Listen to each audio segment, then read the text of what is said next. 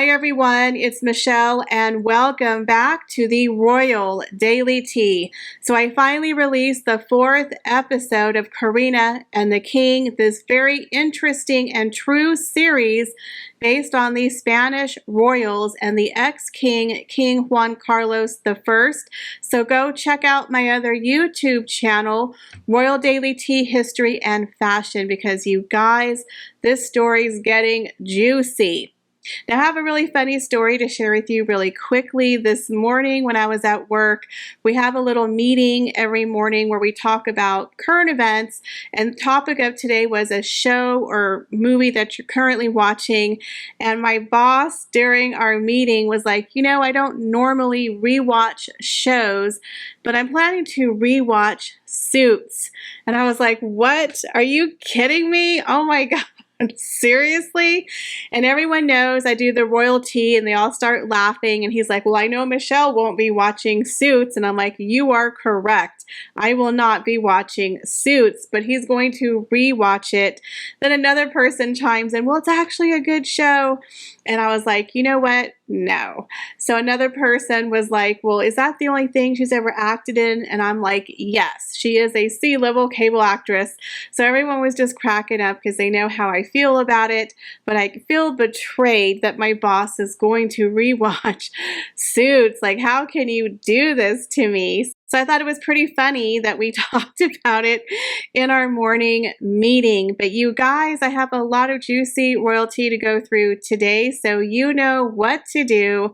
Sit back and relax, grab yourself a beverage, and let's get into the royal daily tea. So King Charles receives a very special gift from Pope Francis for his coronation. The king's coronation procession will be led by a cross that includes religious relics gifted to the monarch by the Pope. 2 shards of the true cross, which is said to have been used in the crucifixion of Jesus Christ, were given to Charles by Pope Francis to mark his enthronement.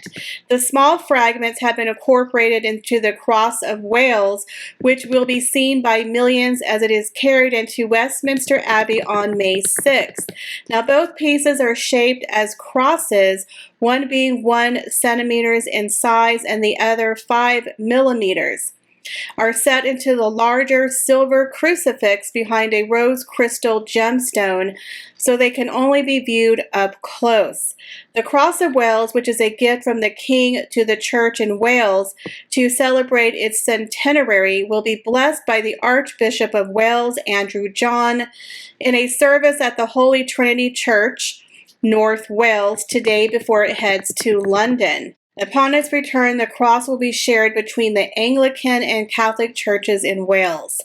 Crafted from recycled silver bullion provided by the Royal Mint in South Wales, it also includes a shaft of Welsh windfall timber and Welsh slate. Words from the last sermon of St. David are inscribed on the back of the cross in Welsh, and it reads, "Be joyful, keep the faith, do the little things."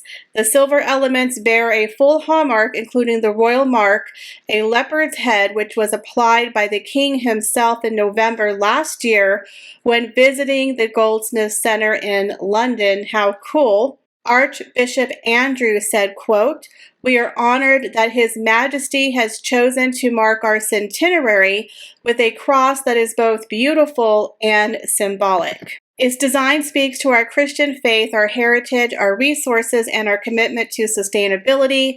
We are delighted, too, that its first use will be to guide their majesties into Westminster Abbey at the coronation service."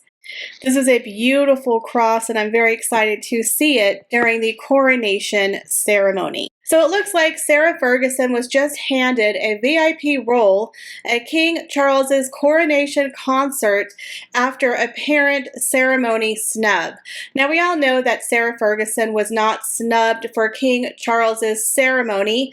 She herself did not expect to be invited to the coronation ceremony due to the fact she is divorced from his brother, Prince Andrew. She famously said, "You can't be half in and half out. You can't leave the royal family and then expect to be in the inner circle," kind of sending a little bit of a jab at a certain duo out in Montecito, saying you can have it both ways.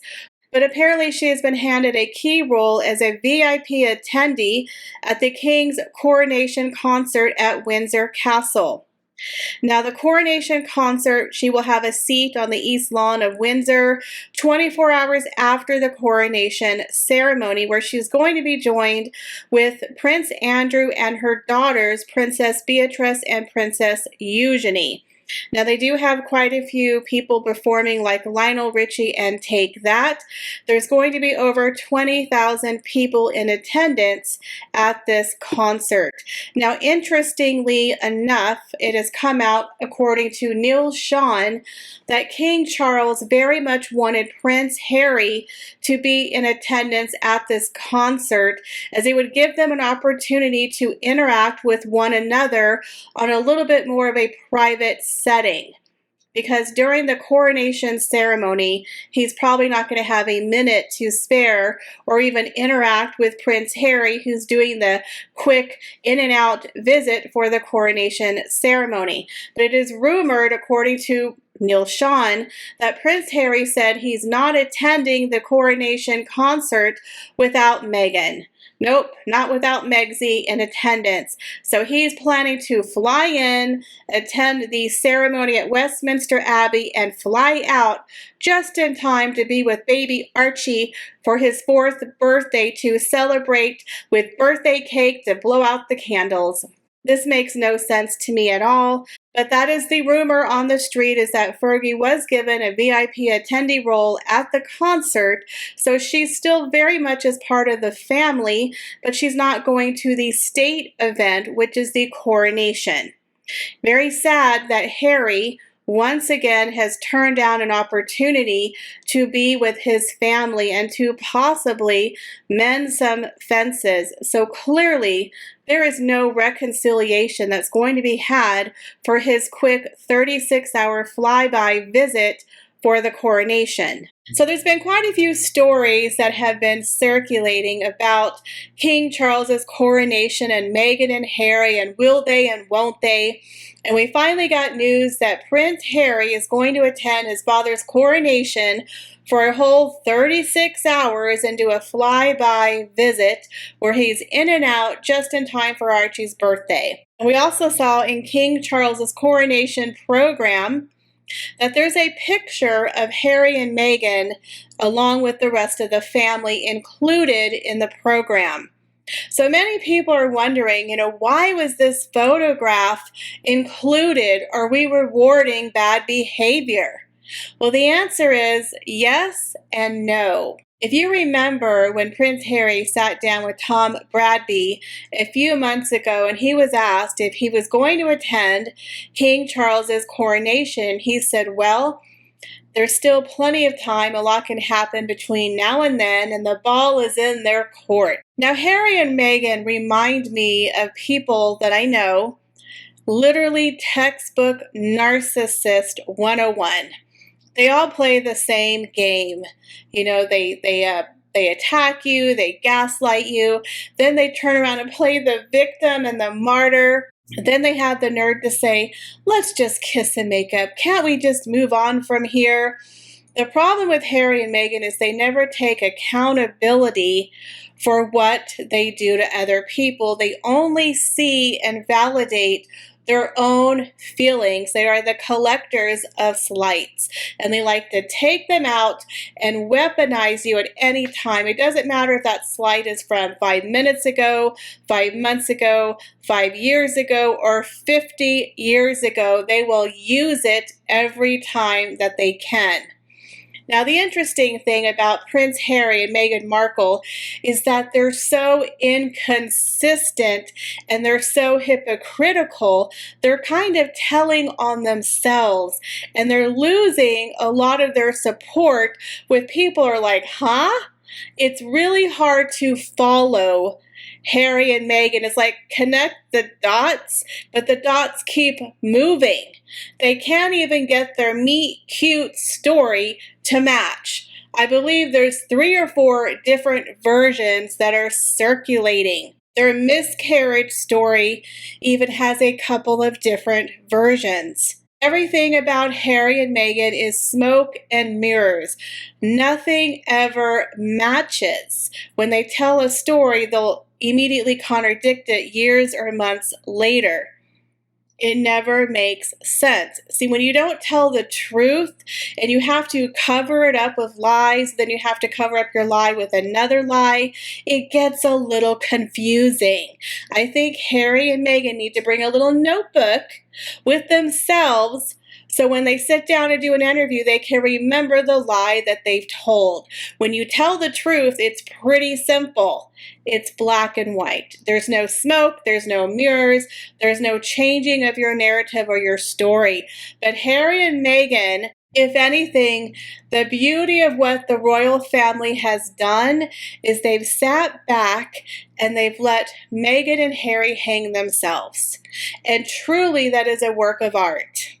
Now, I know a lot of people are not happy with the royal family being hands-off and never complain and never explain, but you have to be honest, it's kind of worked because they're not giving Harry and Meghan any more ammunition to use against them. So the number one complaint that Harry and Meghan have had that they have hurled at the royal family is that they don't support Meghan. They're mean to Meghan. They're jealous of Meghan. They're racist to Meghan, right? They didn't include her in the family, yada, yada. Now here's this really weird misconception that a lot of people, especially young people in America, have. I see this all the time on social media. They're like, good for Harry and Meghan. They're just excelling. They're exceeding. I bet the royal family's upset that they kicked them out. I bet they wish they hadn't kicked Meghan and Harry out of the royal family. And it's like nobody kicked Harry and Meghan out. Harry and Meghan kicked themselves out, not only of the royal family, but the firm. You know, there's 2 sides of the royal family. There's the royal family members and the family unit, mom, dad, sister, brother, cousin, grandma, etc. Then there's the royal state side, the firm, the actual family business and the hierarchy of the institutional monarchy, king, queen, prince, princess, duke, duchess. This is where all the royal duties and traditions and the hierarchy and the institution stand is the firm. So you have the royal family, and you have the firm. Harry and Meghan exiled themselves from both the firm and the family by getting on that freedom flight from Tyler Perry for Megxit, where they had to escape the evil racist royal family and the institution for financial freedom in Montecito. Okay? But the problem is nobody was chasing them. Nobody was forcing them. They were not victimized. They were literally leaving on their own accord for the greener pastures of Hollywood. Okay? So all these people who have this misconception that they were forced and run out is not true. But that's what Harry and Meghan want everyone to believe. Not only did Harry and Meghan attack the institution, the firm, the monarchy of being Empire 2.0 of unconscious bias racism, but they also actually attacked his family, his dad, his grandmother, his brother, Kate. He literally attacked his individual family. So then he wonders why people aren't rosy and happy to see him at family events, why people are off-put by what they're doing. So Harry and Meghan now are acting like he wants his family back. He wants to be a part of the family. He wants his kids to be around his father and be a part of his heritage and raise them up to learn about the royal family in the UK and be around their cousins. The problem is, Harry, is you took your family away and you took your children away. Nobody moved away from you. The royal family still lives at the same address. They still got the same email, the same phone number. They have not changed. The only people who have changed in this Mexit scenario is you and your wife. You left your family and your royal duties, your patronages, your responsibility to the crown behind, and started a new life. And you've made it virtually impossible for your family to have any kind of real relationship with you and your children. Because you told them you don't want to be ranked, you don't want to be linked, that they're trapped animals in a zoo. You don't want them to be weighted down with royal titles. You want them to have freedom and to make their own choice, because you as the spare never got that choice. But here comes the problem, Harry and Meghan. So since you've released the Netflix docuseries and the book Spare and the Oprah Winfrey interview, people started realizing none of these stories are really adding up. They're not making sense, and people are having a hard time collecting the dots. On top of that, you've now backtracked on a lot of the major allegations that you made toward your own family, not just the institution, but your family, for being racist or making racist comments about Archie's skin tone.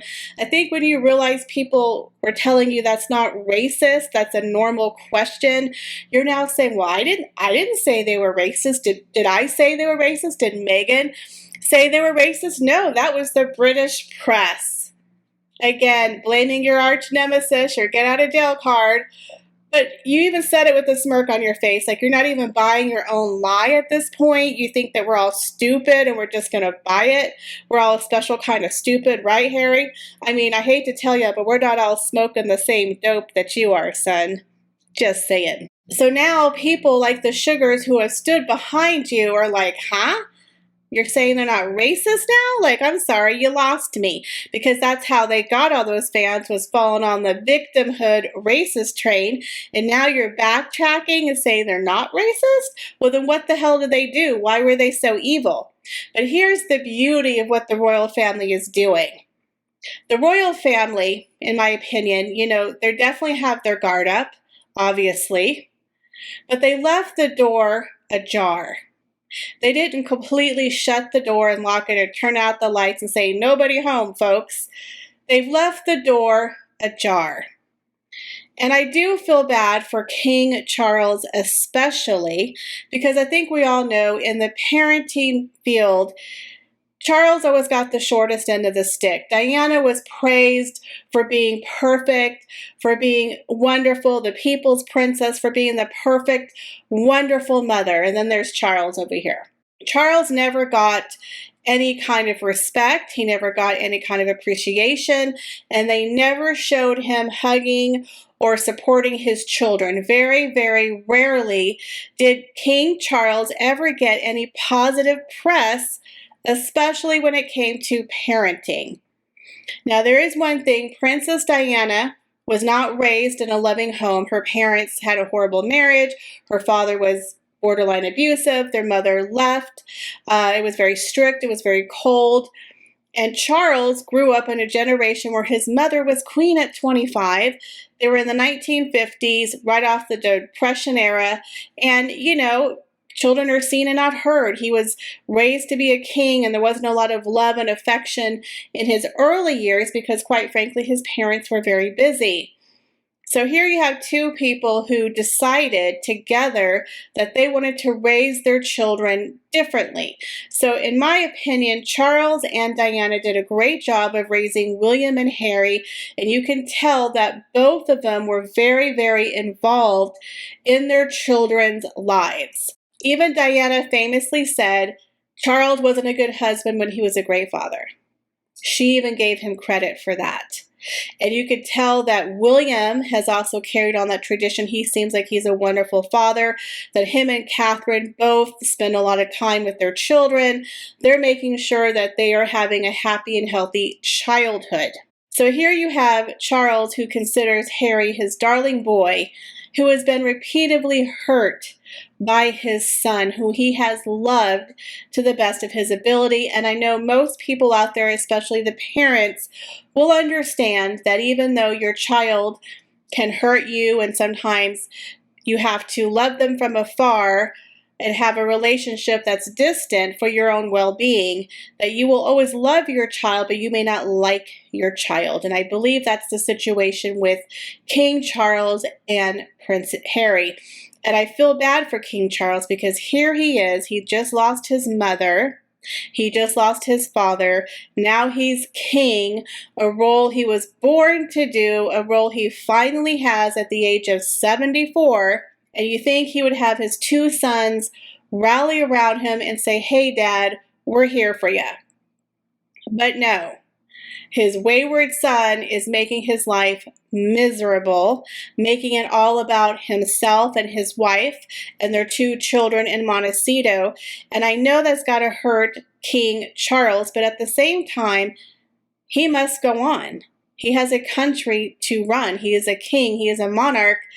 He doesn't have time to wallow and cry over his son. And he can't sit there and constantly try to be there and be a punching bag for his son who has pretty much betrayed him and his country.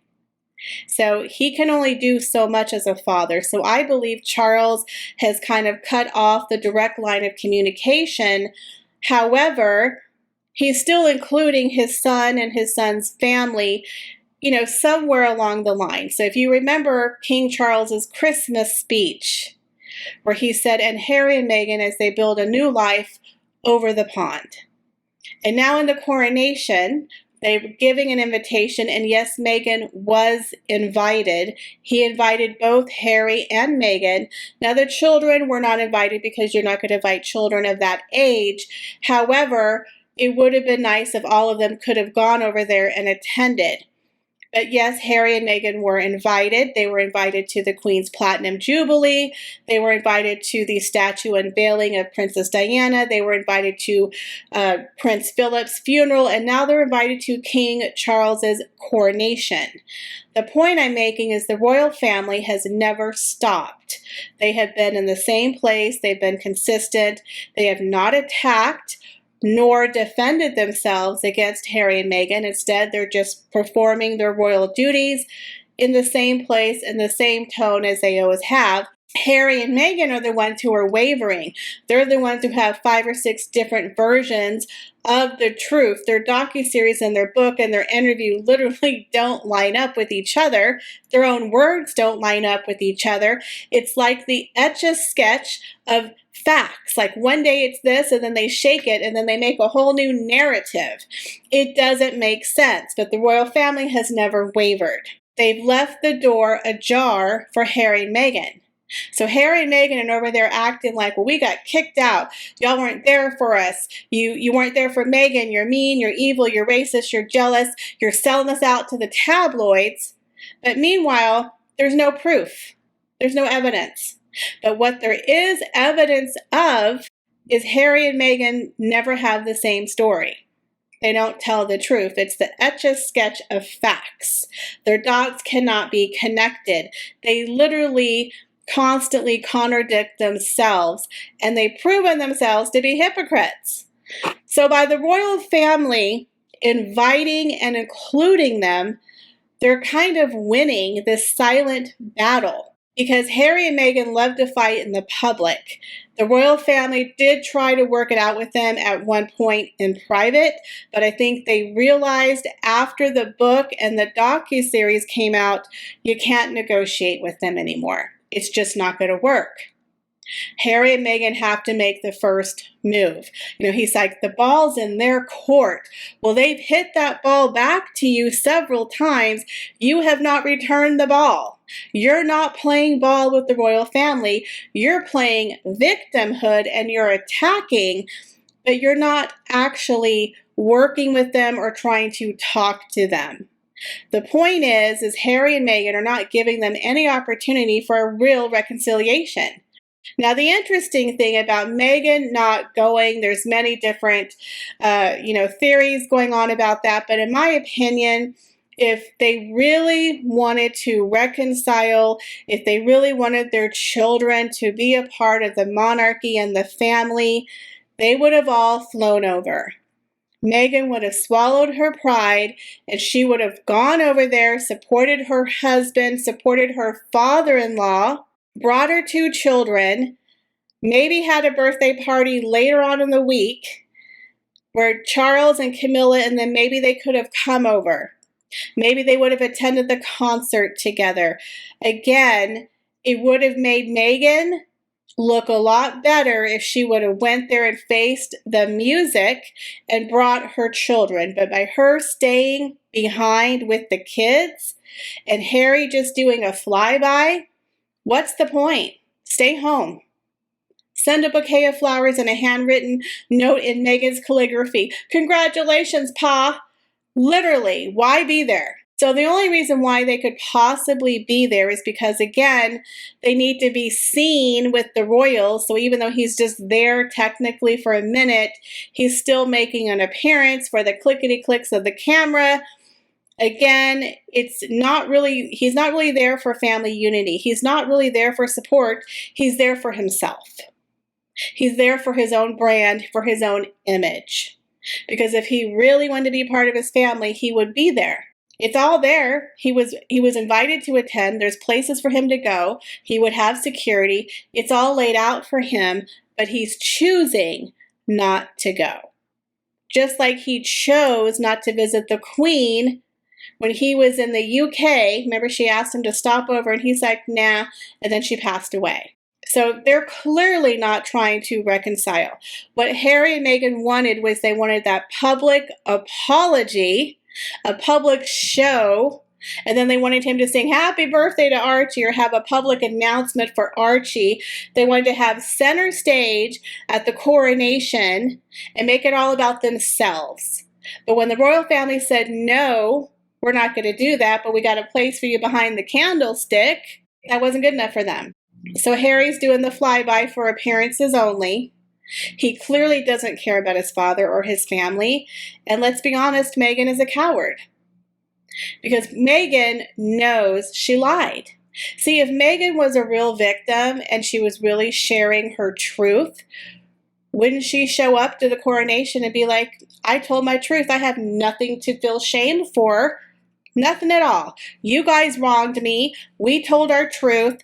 I'm coming over here. We're going to sit down and we're going to discuss it as a family. We're going to get through this. But she's not. She's hiding. She's cowarding. And why is she doing that? Because she lied. She's a hypocrite and she's a liar. So she's afraid to come over there for several reasons. The etch-a-sketch of her truth stories, they're not adding up. But the royal family, they've got facts. They've got royal receipts. They're out in the public. There's no smoke and mirrors. But Harry and Meghan, they're always hiding, and everything's very secret, and they're always contradicting themselves. Everything's just, nothing makes sense. So Harry and Meghan give their kids titles, right? They're revoking their rights to be the prince and princess, but then they're not going to bring the children to the actual coronation celebrations like the parade or the picnic or the concert or some other event besides the actual ceremony where their children could take part to meet the king, you know, the person who gave you your titles. But no, we're going to stay home and cut cake and go to Chuck E. Cheese. That's more important. So it's really weird how he's constantly crying about how he wants to bring his family back into the fold, but he gives the royal family no chance for a reconciliation. But he wants it publicly announced. See, everything for them is for the public consumption. So I do feel bad for the royal family, but I think it was very smart that they put them in the ceremony booklet because Harry and Meghan can never say, well, the royal family is racist. The royal family doesn't like Meghan. The royal family excluded Meghan, because they clearly haven't. So the fact that he talks about them in his Christmas speech, puts them in the coronation program, gives them both the invitation. They're invited to the Platinum Jubilee. They're invited to every state event. That makes it to where Harry and Meghan can't blame them. anymore. Do you know what I mean? They can't play the victim card. They're running out of stories. What do you guys think about that? Leave me your comments, guys, down below. As always, I appreciate each and every one of you, and I hope to see you in the next video. Bye, guys.